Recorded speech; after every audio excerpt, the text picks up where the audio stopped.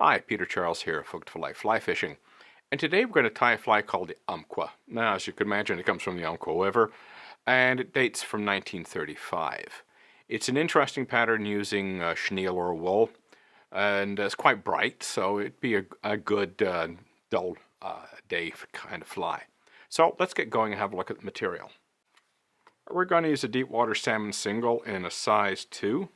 Our thread is UTC 140 in a red. Our tail is white saddle hackle. Our rib is a medium oval in silver. The rear part of the body is yellow chenille. And the front part of the body is going to be red wool. So you could use either one, so I'm using one of each.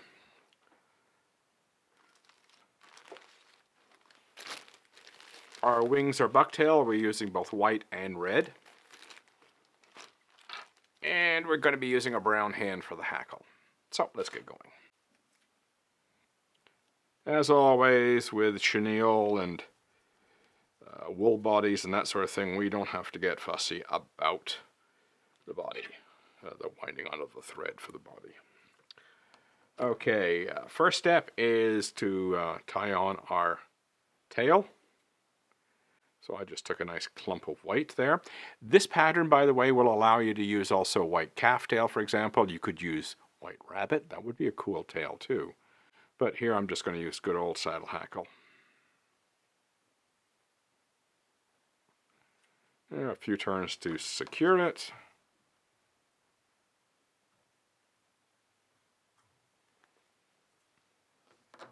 Now for our rib.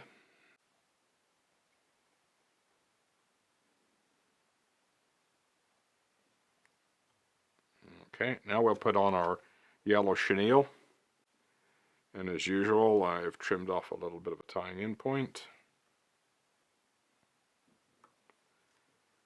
Okay, just bring your thread forward, out of the way. I'm not going to bother with the rotary vise in this case because we're just putting on a small butt here. Maybe one more turn.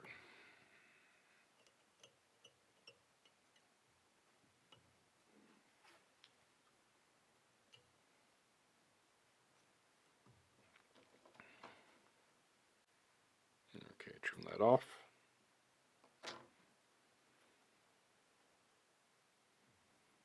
Now for the red wool.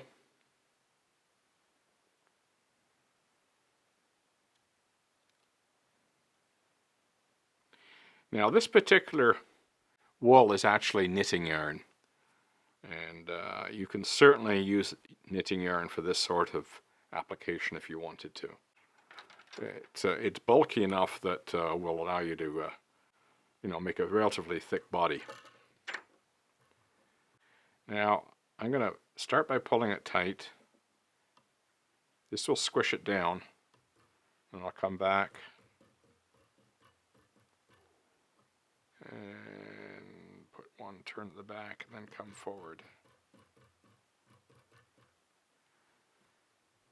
And if you want, you can kind of tighten it up there. I don't want to put, this looks a little awkward right here. And you're going to say, well, isn't that, But I want my wing not to be stuck right up in the air. If you make this a real blunt end, your wing is going to be, slanted up in the air. And I don't particularly like that style of wing tying. I know some people do. I think from a hydrodynamic standpoint, it is not very good. Okay. Okay, so my tail is moved, so let's put it back into position.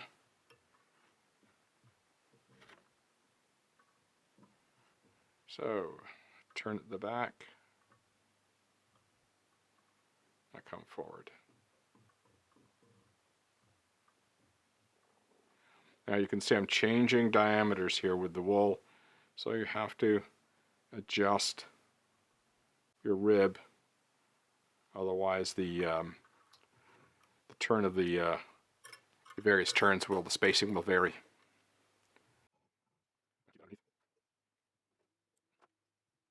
Now for our white bucktail.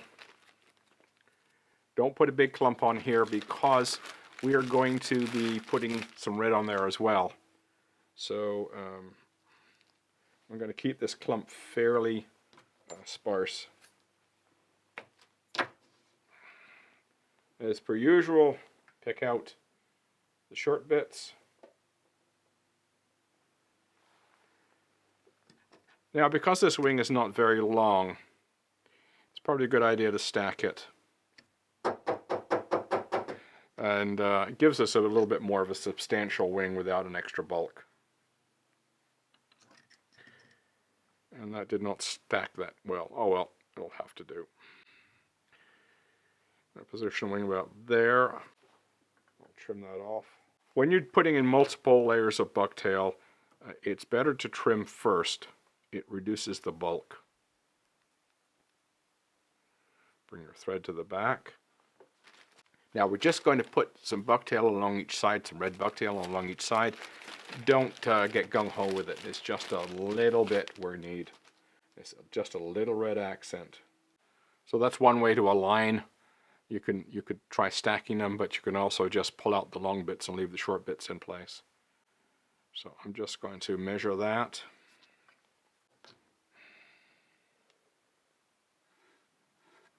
Just put a loose wrap. You don't, and then tight wrap. You don't want this spinning.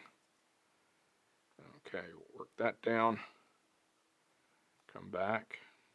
Basically, we're adding a little red stripe to this. Again, a soft wrap to begin, and then go hard. And if it moves a little bit, just slide it back into position. You can back off a couple of turns. There we go. And now we get to tie in, I call this a hackle. Actually, it's a collar when you're tying in front of the wing. So bind it down nice and tight so it doesn't slip out.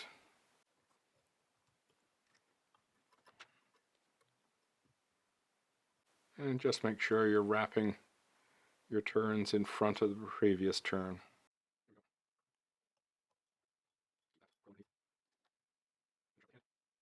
Now you can see my hackle is all clumped together, so just take a toothbrush and work that out.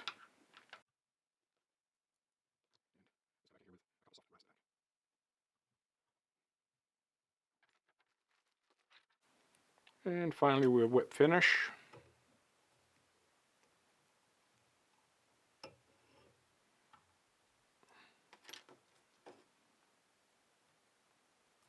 And a bit of head cement. Okay, there's our Umpqua fly. It's quite attractive, quite bright. I think it should fish quite well, especially with the combination of red and yellow and white. A little bit of brown to give some movement. You might hear this fly being referred to as an Umpqua Special.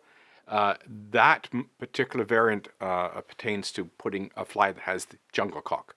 And as you know from previous videos, I have jungle cock, but I don't use it in this series because most people are not going to spend that kind of money to buy jungle cock. So if you want to add it, you can, and then it becomes the try and say that quickly. The Umpqua Special. There we go. Boy, what a name. Anyway, there we go, the Umpqua. I think that'll be a great little fly. Give it a try. Cheers.